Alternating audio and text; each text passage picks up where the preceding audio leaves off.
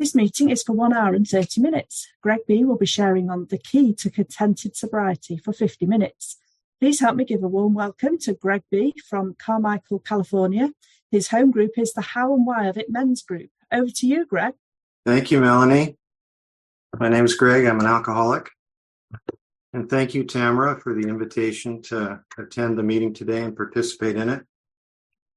My wife is a fan of the Broken Elevator. I found out about the group through her, and I've attended a couple of your meetings. I'm usually working this time of day, but I very much appreciate the enthusiasm that the members of the meeting have and the way you conduct the meeting and the service that you all do. So thank you all for doing that, keeping the meeting open.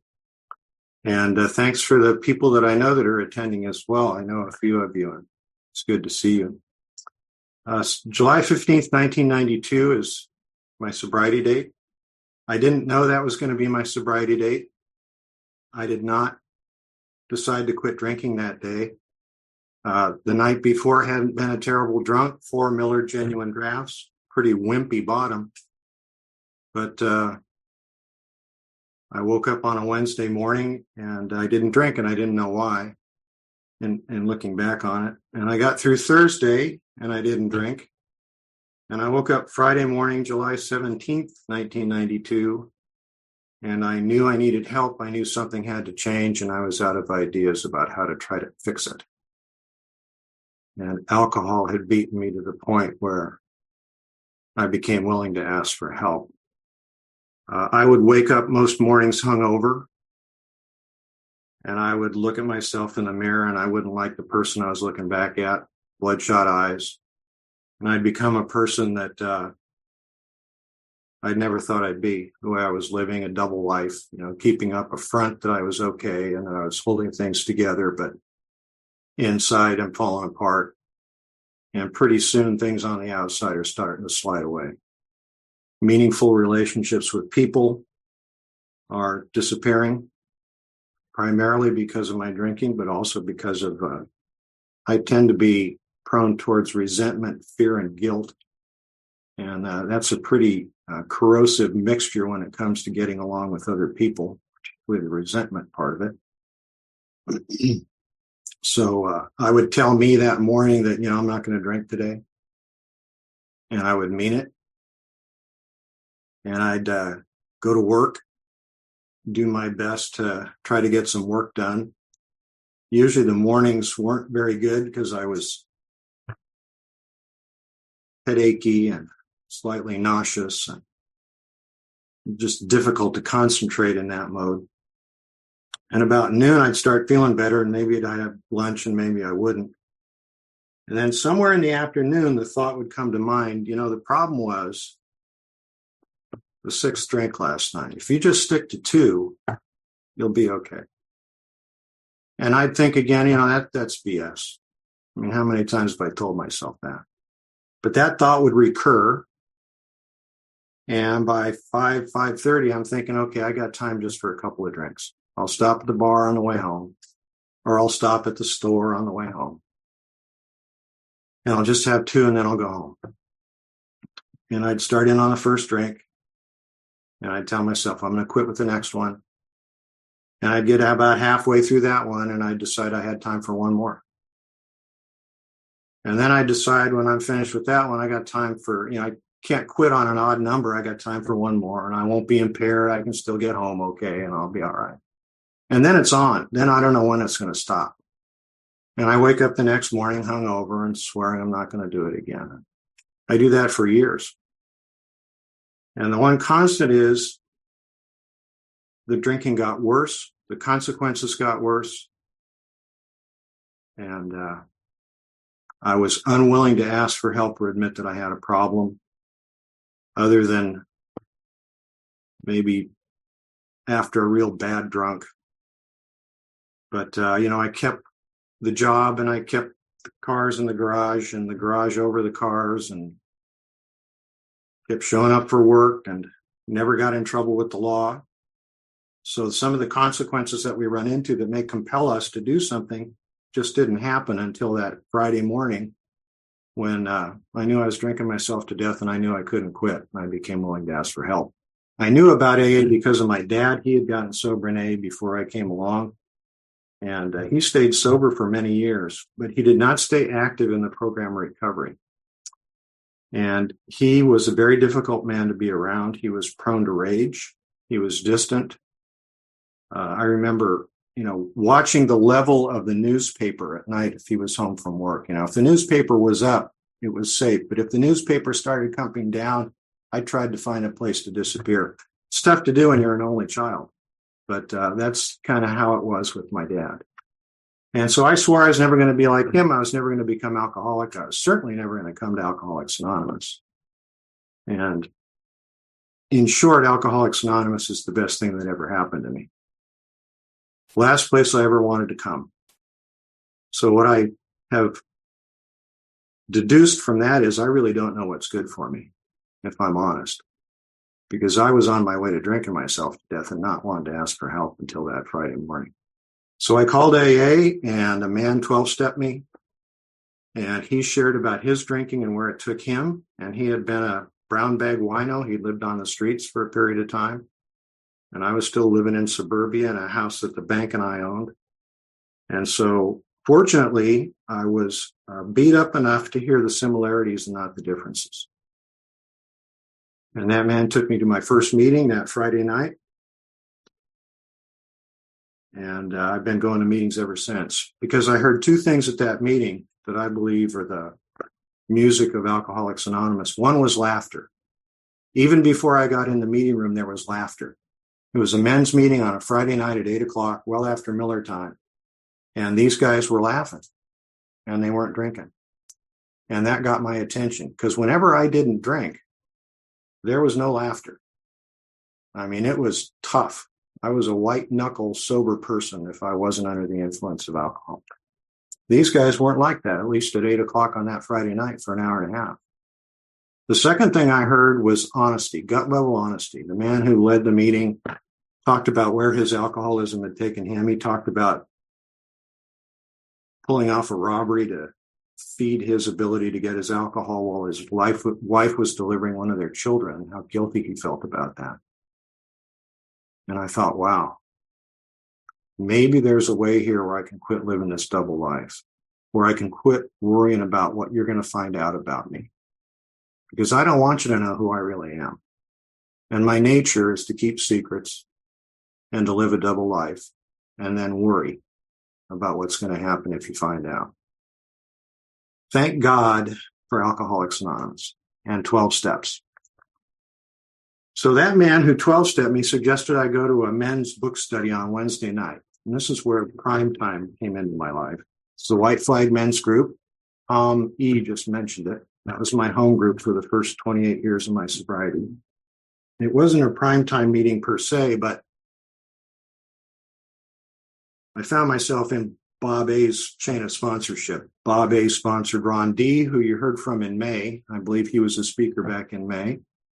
He sponsored a guy named Dave W, who sponsored me for the first 22 years of my time in AA. And so I was raised with what has become to be known as the primetime message.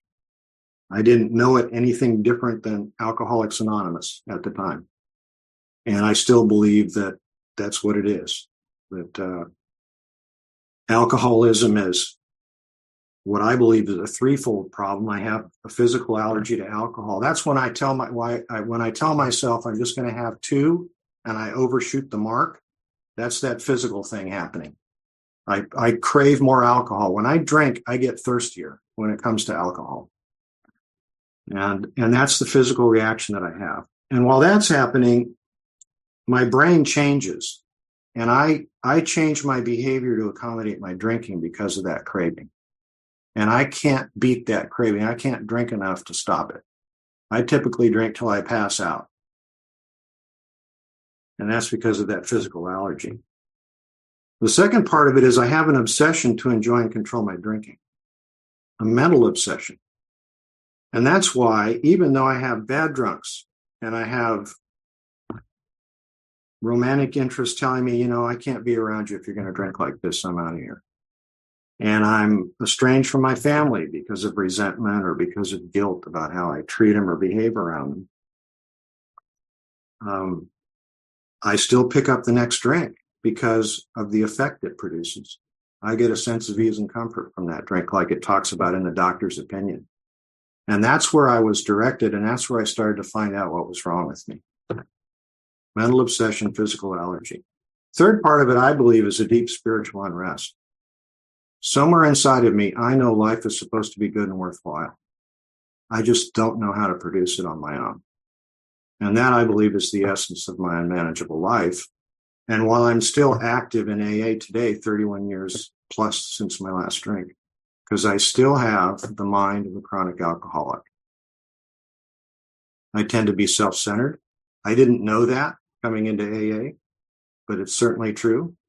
If I listen to what my brain is talking to me about, it's talking to me about me, what I like, what I don't like, what you think about me, like I'm a mind reader, for crying out loud, how the world should be, how much money I should have, all kinds of stuff. And it's all self-centered. And a lot of it's fear-driven. My basic nature is to be fear-based. And that produces this sense of unease that I suffer from. And when I discovered alcohol, although I didn't realize it, I had found a treatment for alcoholism in the short run. Unfortunately, the consequences of the way I drink eventually outstripped the ability to find comfort from my drinking. And after a long enough period of time of increasing levels of fear around my drinking, I couldn't drink enough to get free from the anxiety that I suffer from. And that's when I hit bottom. And so my talk today really is about surrender, the key to a contented sobriety. Because without a surrender, I keep going to me for a solution to my problem. And I go to that same brain that's creating the problem by how I see the world and how I perceive it. So Pride Time really is about a methodology for orienting the AA member to what the real problem is prior to starting steps. And when the men at White Flag, in particular my sponsor, his sponsor, Bob, talked about the unmanageable life and waking up in the morning and already feeling like you're behind the eight ball, that kind of thing. Man, I identified. And I saw my father, and I saw how he lived, and I saw his emotions up and down, and the anger and the fear. And I started to see that I have a bigger problem than just not drinking. And all of a sudden, I realized why I couldn't quit and stay quit. Because I get uncomfortable when I don't drink. And without a solution, without a program of recovery, what am I going to do? Well, eventually, I'm going to pick that drink up, find some relief, whether I want to or not. And I've had those strange mental blank spots prior to coming to AA. So all of a sudden, I started to see I have a problem that can kill me sober by either driving me back to drink or put me in a life that I can't stand living to the point where I want to check out. And that was kind of my plan prior to AA. My father had died before I got sober. My mother was in her 80s. And I thought, I'm going to outlive her and then I'm checking out. Because this is just too hard. And thank God that plan didn't come to pass. Because I'd have missed the best years of my life. My mom lived another 14 years. And I am truly grateful for the steps of Alcoholics Anonymous. Because I was able to make amends with her. And when she passed, I knew that we didn't have any unfinished business. And I knew she loved me and I loved her. And there was nothing anybody could do to change that. And so thank you, Alcoholics Anonymous. So I found out what was wrong with me here. And I think more importantly, in the long run, I found out what could be done about it. There's a program of recovery here, a power and a method of living that'll treat my alcoholism. But it's not a one and done, in my opinion. I don't just go through steps and I'm fixed and I can live on some shortened version of the principles that we have to practice here. My experience is if I stop taking steps, I may not drink, but I go right back to the unmanageable life. I go right back to being driven by fear, by becoming uncomfortable, by harming the people around me, by feeling guilty. And I'm back in a trap I can't get out of. So the surrender, in my experience, has been ongoing. Initially, it was produced by alcohol. I was beaten into it. And then I was introduced to the writings of Harry Tebow, which has been extremely helpful. Initially, that was in AA Comes of Age. There's a transcript of a talk that he gave, and then there's a reprint of an article, Therapeutic Mechanisms of Alcoholics Anonymous. And he talks a lot about surrender. And I started to see that initially the surrender, the stopping of my ego forcing me forward, that broke.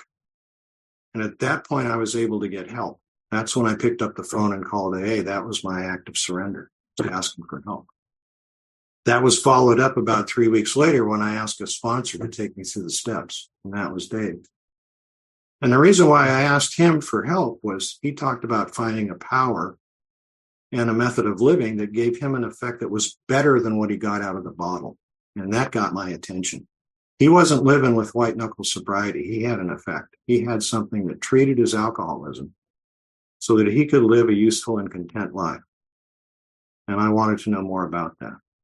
And what he did, and this is what I think is so important about sponsorship, is he was able to show me how to apply the steps. He would share with me how he started his day. Bob used to say, if you don't start your day with a program of recovery, you don't have one. And I believe that's true because I'll start with me talking to me, and I basically give me bad news and bad advice if I look at the results I get. And so, gee, why am I surprised? I'm self-centered and fear-based, and I don't consider the implications of my actions to other people, not because I don't want to. It's because I can't. I'm selfish and self-centered. My brain does not think in compassionate, loving ways when I'm running scared. So I need a power. I need something other than me to help me.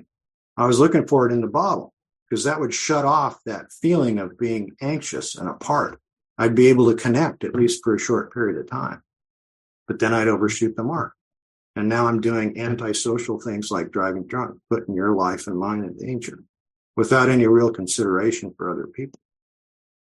That's my self-centeredness.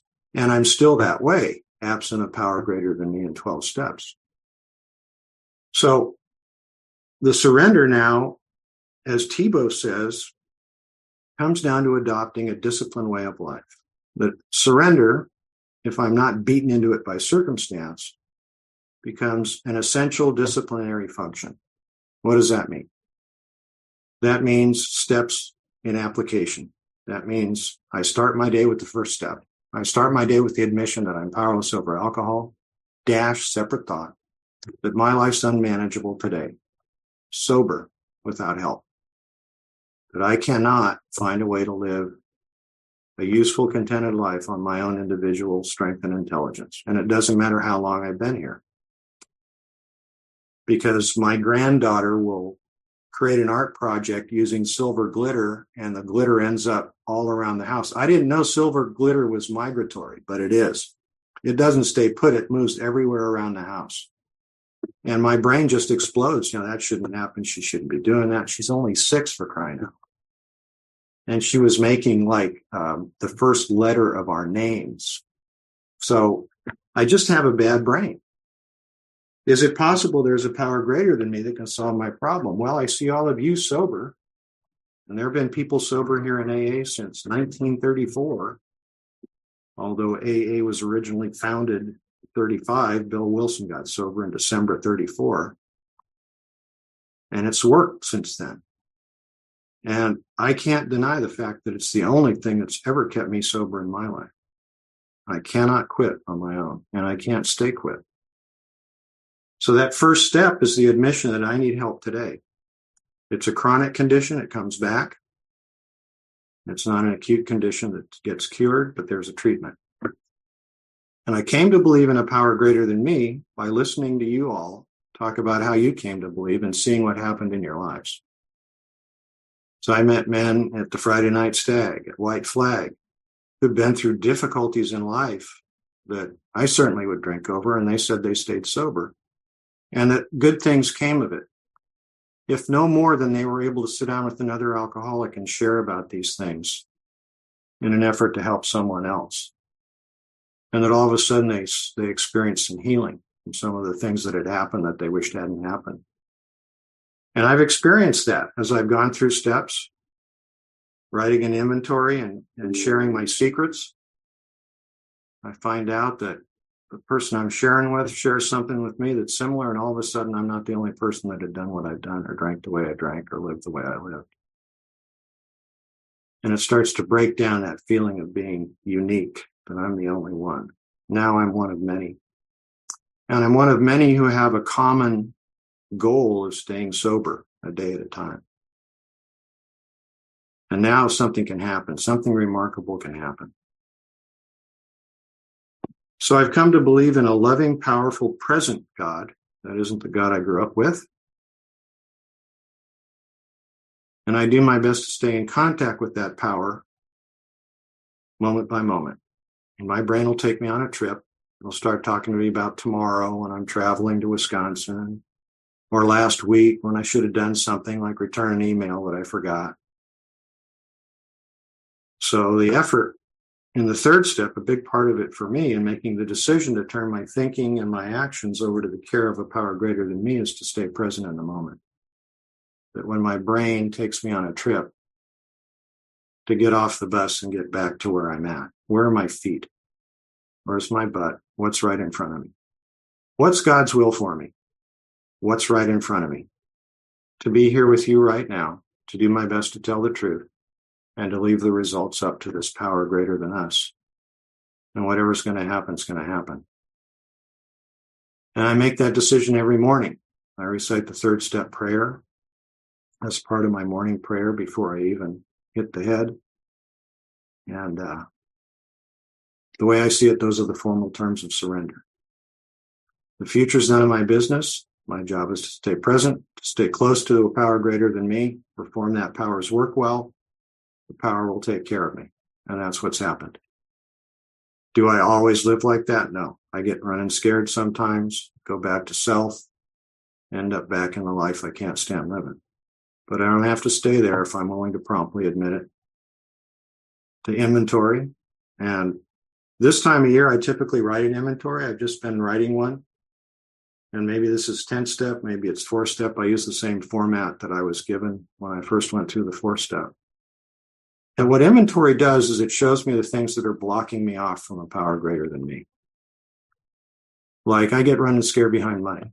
I'm looking at retiring pretty soon, and do I have enough? Am I going to outlive my money?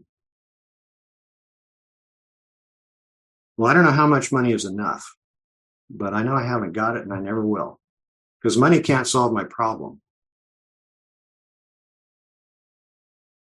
What can? Relying on a power greater than me to provide what I need when I need it.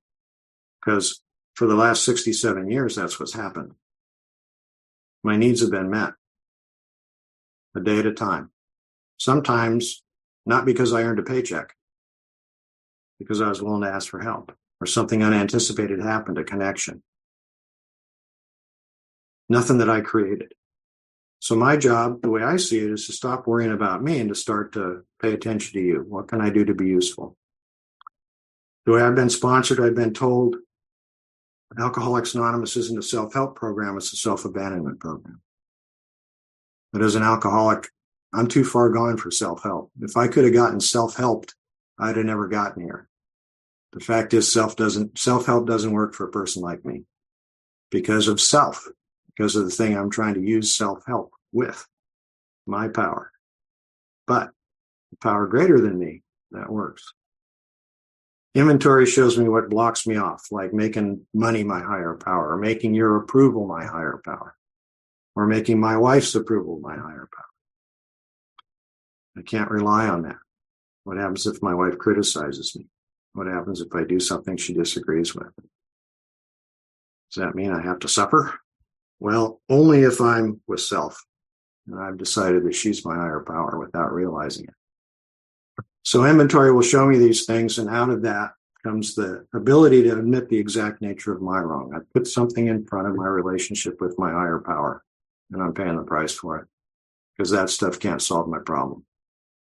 But the power can. And out of that comes a willingness to have God remove my defects.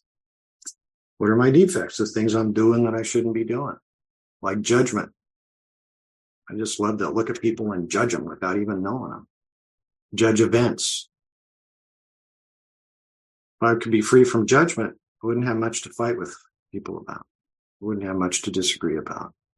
I could just be one of. Let you be you. I can be me. And maybe we can find some common ground.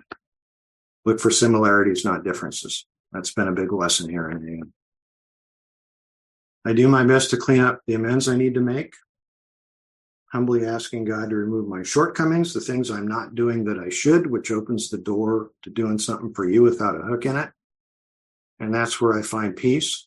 That's where I find enthusiasm for life. A lot of that has come through service in AA. I've always had a job in my home group.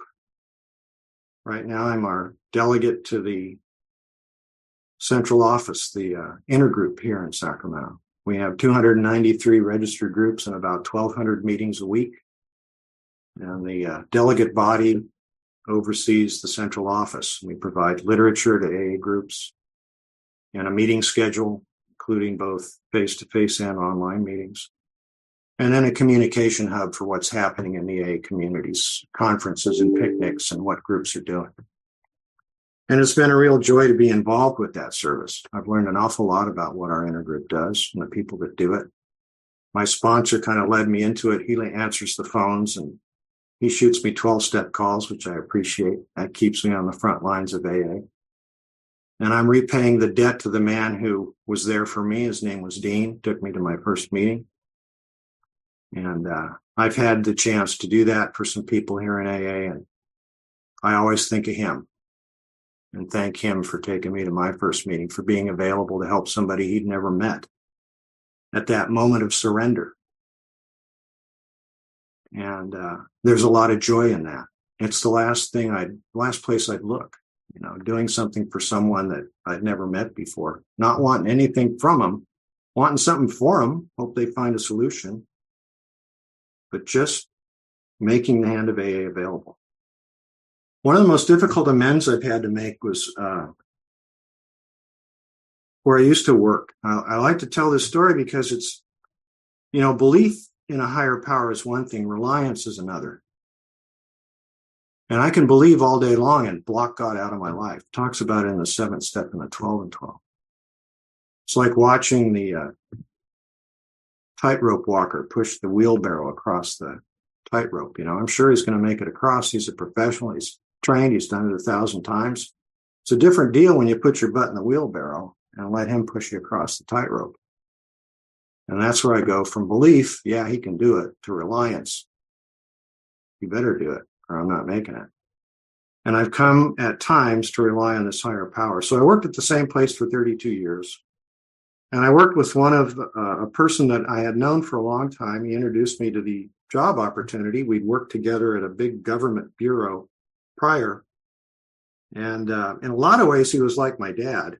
And we were kind of drinking buddies for a period of time. I happened to get sober while I worked there. And he never did.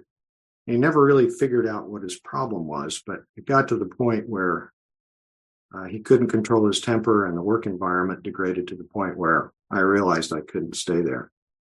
And in inventorying this, I inventoried it for a long time, and I was trying to, for lack of a better term, rise above his anger and his self-centeredness and the related stuff that was going on, the treatment of the staff, and having to come in and clean up the mess. And I just couldn't do it. And I realized that I had been dishonest with him and with my other coworkers because I'd never talked about my inability to work in the environment that had evolved. And when I finally got honest and admitted that, and basically I went to him and said, this behavior continues, I'm going to have to leave because I can't work in this kind of an environment. And 2 years later, the behavior continued, and I realized that I had to make good on that, or I wasn't relying on a power greater than me. I was just doing the same thing I always do, avoid confrontation, to avoid people yelling at me and all the stuff I'd grown up with. And That's dishonest by omission.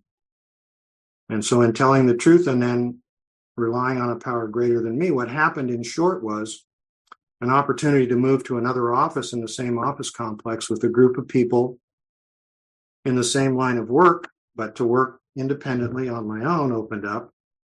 And doors opened where I didn't know there were doors. And I had no idea what was going to happen when I went in my coworker's office and told him I have to go.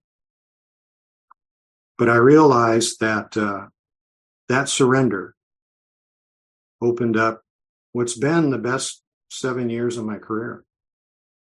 I love being a sole proprietor. I love being in the office with other people that are in a similar line of work. I have 2 part-time employees that I work with who are wonderful human beings. And the other people in the office are kind and considerate humans. And I'd have missed that if I'd have kept trying to use self-will to keep me at the same place just because I thought, I want to retire here. So when I rely on a power greater than me, things can happen that I can't possibly produce because they're not in my conception of my life. And that feeds back to the second step, where I start to believe that God's will for me is better than what I can produce. And the enthusiasm and the open mind and wanting more of that starts to come into my life. Enthusiasm is something that self steals from me. Because my brain goes to drudgery. I got to do another day of this. But boy, I'm missing that moment when I can interact with one of my grandkids. We've got twins, Hank and Maggie. They're both 6. Like last night, they stay overnight a couple nights a week. I sat down with Hank and we read a book about cars. He's a car nut. And he loves the little Matchbox cars. He's got hundreds of them. And he loves to sit and read before he goes to bed. Last night we were reading about the 100 most interesting cars that have been produced. And I miss that when I'm with me because, I don't want to be bothered. I got better things to do. Well, no, I don't. Not in God's world. I'm supposed to be here for the people close to me. I'm supposed to be a giver, not a taker. I'm supposed to be connecting with all of you. I can't live by myself in my world. That's the world where I'm run by fear, I'm disconnected, and eventually desperate without realizing. I want to talk a little bit about traditions in two ways. One, I'm a very strong believer in the necessity of observing our traditions in AA. Singleness of purpose. The third tradition, the only requirement for membership is a desire to stop drinking. Self-support. Not aligning with other organizations. Sticking to what we do and how we do it. Avoiding controversy. There was an example, a friend of mine used to be the central office manager here, and there was another recovery program that criticized AA and got into the media here in this area. The media contacted my friend in his role as the office manager, and he said, "We have no opinion on it." And that was the perfect 10th tradition answer to what could have gotten us into a public controversy based on being criticized by another organization. But we didn't take the bait. And that's the beauty of traditions. It avoids problems that we might otherwise fall into. And my wife and I, before we got married, I met my wife here in AA. We got to know each other before we got involved. That was new territory, I think, for both of us. And before we got married, we courted for just short of 4 years. And we met with a minister who was very helpful. And we also listened to people in AA who were married for a long time or in sober for a long time and married to each other for a long time. Not serial marriages, but like one marriage to each other. And they talked about how they applied the traditions in their marriage, in their relationships. And that really got our attention. And so we went through the traditions checklist from the Grapevine. It's a series of questions behind each tradition. And we asked ourselves those questions in terms of our marriage, like the unity of the marriage coming first. like the necessity for a group conscience. I can't make decisions that may impact my wife without talking with her about it. Family decisions, right? When the kids and the grandkids are involved. The unity of the family, considering that and the importance of it. Families can be very fragile, particularly my wife's son, my stepson, he's a sober member of the program. His wife, the grandkids' mom, is sober again. She's had her difficulties.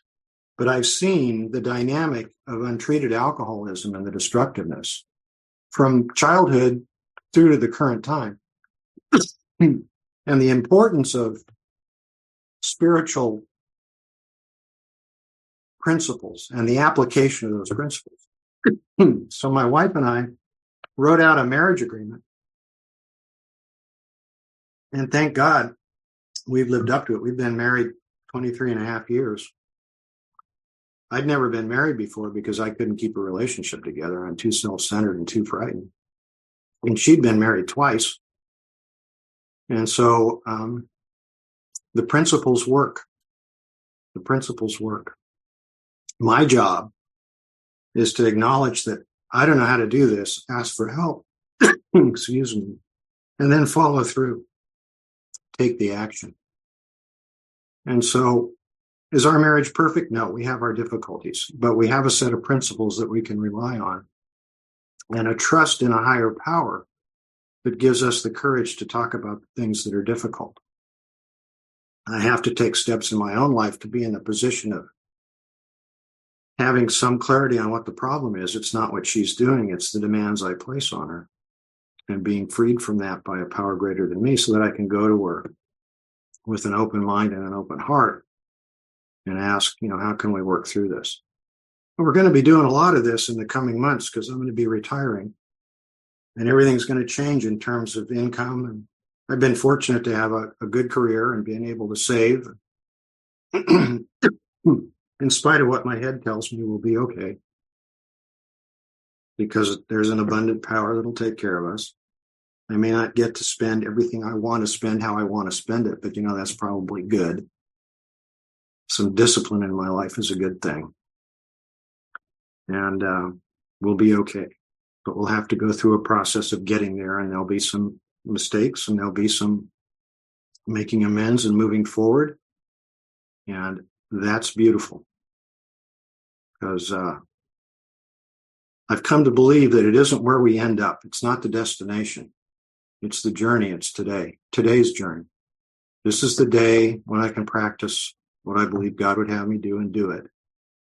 Like show up for work, give my clients my best effort, follow through on the things I told them I was going to do, or if I can't, let them know that, and then make amends as quickly as I can.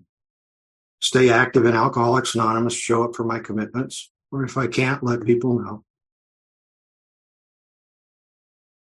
To help where I can help and get out of the way where I can't. And to do my best to stay in contact with a power greater than me so that I don't slip back into trying to run the show on my terms. So I mentioned my sponsor answers the phones at central office on Mondays. And I signed up to be on the 12-step list. And lately I've had the chance to talk to some wet drunks. And one guy in particular comes to mind. I'm sponsoring him. We're going through steps together. He's basically housebound, and he has health problems beyond alcoholism, some of them related to his alcoholism. But the beautiful thing that I see in him is he's willing. He's doing the reading I ask him to read, and not just reading it to say I've done it, but giving some thought to it, recognizing the identification. And although he's not able to connect very well with the fellowship, he's making an effort to get to meetings, but he has to depend on transit, public transit that's available for people with disabilities here in the area, and that can be difficult to do, and it takes time. But he's making the effort. He's writing an inventory, even though he has problems writing because of neuropathy, and he has a related health issue that makes it difficult. But I see in him the willingness and the spark and he's coming to believe, and I can see change happening in his life. And that reinforces my belief that this power and 12 steps of Alcoholics Anonymous aren't hit or miss. That if I'm willing to let go of my ideas, rely on a power greater than me by doing what I think that power would have me do, I'll stay sober and I'll find myself in a useful and contented life. But it's an ongoing surrender because I got an ego that keeps coming back. Thank God for the 10th step, right? It's not if I'm wrong, it's when I'm wrong. Promptly admit it and do what? Inventory me, go through steps 4 through 9, make amends, and then get back to seeing who I can help. And when I live like that, life is good. I'm blessed to be in a home group that's active, and we get new members in, and we meet both face-to-face and online at the same time. We have a hybrid meeting. And I believe that's important going forward because one of the lessons that I took from the pandemic, and broken elevators evidence of it, is that a lot of people have grown up in the digital age, and they're used to connecting digitally and getting information and social interaction digitally. We need to be available digitally to reach the alcoholic that still suffers. And that's our real job as a fellowship. It was explained to me early on, there's a difference between the fellowship of Alcoholics Anonymous and the 12 steps, the program of recovery. The fellowship is a powerful thing. This is the way we meet and extend the hand of aid to the people that need help. There's a central office, and when I hit bottom, I called the phone number and, yelled for help, and there was people that were willing to step out and help. Well, now we can do that digitally. At the beginning of the pandemic, we pivoted away from face-to-face, and basically the fellowship in our area was all online for a period of time. And I started sponsoring a guy that March. And the first year, we basically met online and interacted online, took steps online, and he stayed sober. And so that showed me that the power greater than us can communicate with us in a variety of ways. I still think the face-to-face is important, particularly things like the 5th step. But if that can't be done, we can still connect. And the younger generations that have grown up in the mobile age, in the digital age, how are they going to find us if we're not available digitally? So I'm glad that we're still present and that we're still doing outreach through this medium, because I hope AA is here if my grandkids ever need it, or if your grandkids ever need it. And so I hope our minds are open to new ways to extend the hand of AA.